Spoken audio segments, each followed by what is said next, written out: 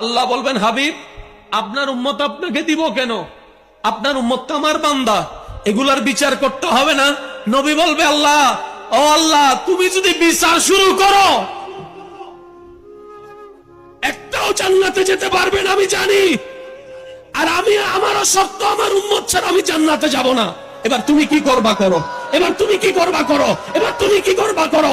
আল্লাহ পাক বলবেন, আজকের দিনের জন্যই তো আমি মালিক ইয়াউমিদ্দিন হয়েছি, মালিক ইয়াউমিদ্দিন হয়েছি। ও রাসূল, আপনি একটা কাজ করেন, আপনার উম্মত আসুক, আমার বান্দারা আসুক, তারা হিসাব করুক, আমি হিসাবটা দিব। হিসাব নিয়ে আহকামুল হাকিমিন হয়ে বিচার করে করে যে যেটা পাই তাদেরকে সেটা দিয়ে দিব। তো জাহান্নামীরা জাহান্নামে যাবে, আপনি সিজদায় পড়ে আমার কাছে সুপারিশ করেন, আমি আপনার সুপারিশ কবুল করে করে জাহান্নামীদেরকে জান্নাতে করে দিব।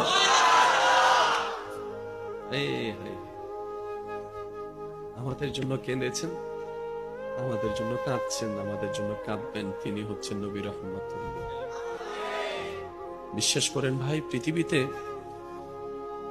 ভালোবাসা মায়ার অনেক নিদর্শন আছে, অনেক অনেক অনেক নিদর্শন আছে, কিন্তু উম্মতের প্রতি নবীর যে ভালোবাসার নিদর্শন নবীজি রেখেছেন, এটার সামনে কোনো ভালোবাসার অস্তিত্ব নেই, কোন মায়ার অস্তিত্ব নেই, কোন ভালোবাসা মহাব্বতের অস্তিত্ব নেই।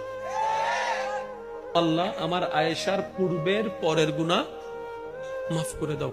আম্মা জান আয়েশা সিদ্দিকা নবীজির মুখে এই দোয়াটা শুনে খুশিতে আত্মহারা হয়ে গেছেন, এমনকি ঢুলে পড়ছেন নবীর কোলে।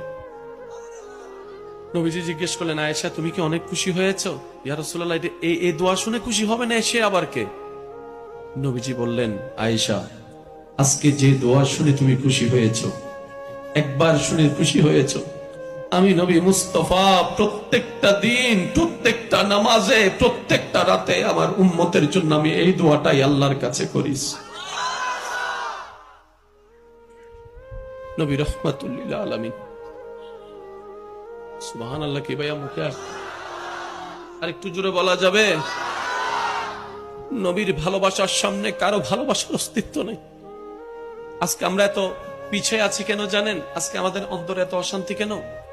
যে জায়গাটা যার, তাকে না দিয়ে অন্যকে দিয়ে বসে আছি। মনে রাখবেন আমার যুবক ভাইয়েরা, আমার বোনেরা, মানেন কিংবা না মানেন আপনার ব্যক্তিগত ব্যাপার, কিন্তু রবের সিদ্ধান্ত কখনো পাল্টাবে না। এটা আল্লাহ এবং রসুলের, এটা আল্লাহ এবং রসুলের, এটা আল্লাহ এবং রসুলের, এটা আল্লাহ এবং রসুলের। এই জায়গায় যখন আমরা আল্লাহ এবং রসুলের ভালোবাসার চাইতে অন্যের ভালোবাসা অন্তরে বেশি জায়গা দিয়ে ফেলি, ওই ভালোবাসার মানুষগুলাই একদিন পিঠের মধ্যে ছুরি মেরে দেয়। মনে রাখবেন এই কথা। তা ভালোবাসতে আল্লাহ কাউকে নিষেধ করে নাই। সন্তান হিসেবে অবশ্যই মা বাবাকে ভালোবাসতে হবে, স্বামী হিসেবে অবশ্যই বউকে ভালোবাসতে হবে, স্ত্রী হিসেবে অবশ্যই স্বামীকে ভালোবাসতে হবে, কিন্তু শর্ত একটাই, আল্লাহ এবং রসুলের ভালোবাসা আগে রেখে তারপরে ভালোবাসা। আপনি যদি বলেন যে ভাইয়া আমি রাখছি, তো আমি শুধু এতটুকু বলবো, মাঝে মধ্যে আমার দুলাভাইকে মিস করেন? করি তো, কথা বলতে না পারলে এখানে একটু কেমন কেমন নিয়ে গেছে। সেদিন আমার আবদার, ও ভাই, সেদিন আমার আবদার, আপনি রবের দরবারে সিজদায় পড়বেন যে সহজ উঠেন না, শুধু শুকরিয়া করবেন, মাওলা তোমার দরবারে কোটি কোটি শুকরিয়া, এই নামাজের প্রেমটা যে তুমি আমাকে দান করেছো।